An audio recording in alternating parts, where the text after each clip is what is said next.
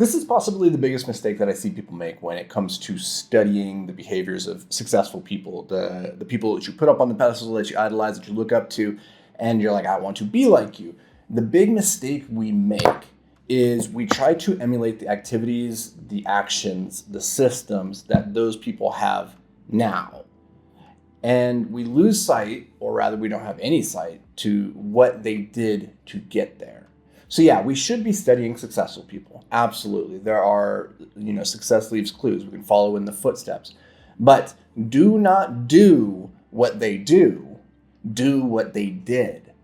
Such a huge distinction, and it's an easy trap to fall into. And this comes to mind because last week I was working with an entrepreneur who was asking me, hey, specifically through the lens of my morning routine and the systems that my team uses for producing content at scale. And my feedback is, hey, listen, here's what I do now, but this is not what I did to get here. My morning routine today is drastically different than the morning routine I had in getting here. In the beginning, when I was trying to build leverage, all you have is time and hustle. I didn't have any experience. I didn't have any leverage. I didn't have resources. I didn't have people in my life that I could lean into and I could deploy towards our collective goals. So I just had to be the one that was doing all the brute force grunt labor, right? And so I would wake up early. I'm not a morning person, but I was that 5 a.m. person for many years, writing every single day, doing the work that only I could do. I needed the extra hours to be able to put out the output that was required. Because I didn't have the resources to get leverage through hiring or through technology or through any of the other means, right? And over time, as I just kind of beat my head against the flywheel, waking up early, grinding around the clock, working real hard, doing all that stuff, the flywheel started to move faster and faster. I started to get more leverage that I could then deploy and buy back some of my time, start to focus my time and energy on the other areas of life that were maybe, that now had more potential output given my relative number of inputs. But it didn't start that way. And so today, the morning routine that I have is probably not super accessible or helpful for somebody who's just starting off on their journey. And I do share those things because I'm a voyeur. I like to know what the people ahead of me and what people just generally are doing with their lives. I'm curious. I like to learn and that. But just understand that when I say, hey, I don't wake up these days until about 6:30 and I don't start working until 8 a.m., I'm puttering around for the first hour and a half, not doing anything, not any like super formalized morning routine process. I'm just kind of puttering, getting my mind right, and then starting work casually and leaning into it. That won't work for you if you're at the beginning of the journey. You can't follow that same game plan. In the same way, when it comes to, say, content production or leading a team or building a company, you can't look at what my systems and my processes are now and think, oh, I can just duplicate that. It won't work.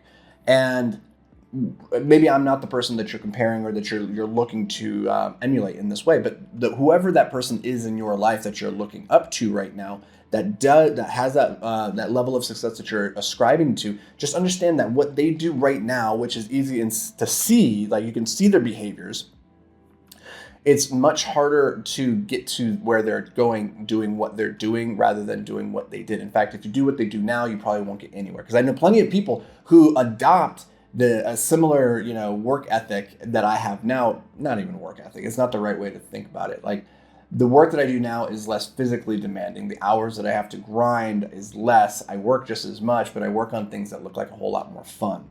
So, different strokes, different folks. But this is where we get to staying within your zone of genius and being able to do the work that only you are uniquely suited to do. And when you do that, your work doesn't really look like work. It looks a whole lot like play, right?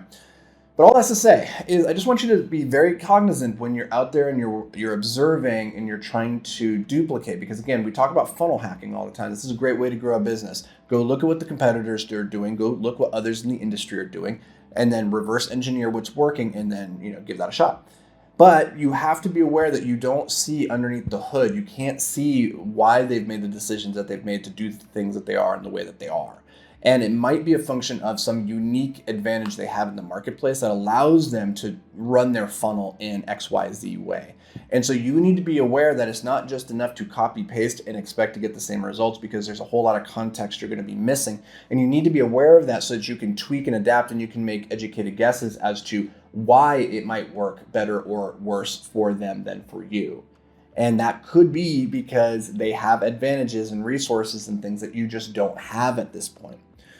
That's why I'm a big fan of people who create content of their journey on the way up. You can go back and see what they were saying at the beginning. And Alex Hormozi talks about this. Like, one of the reasons he does so much content is he wants to document his journey of building a billion-dollar company. And so you can look back and see, where was this guy at when his business was only at 40 million, at 100 million, 200. And you can see the behaviors, the mindsets, the philosophies, they shift as you ascend through those levels.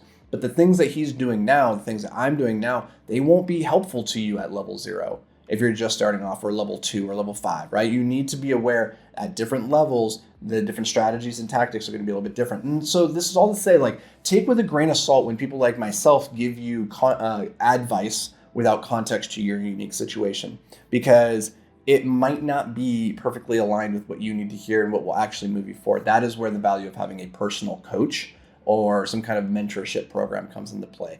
They can look at what you're doing, they can understand your context, and they can give you feedback based off of their long history, their experiences.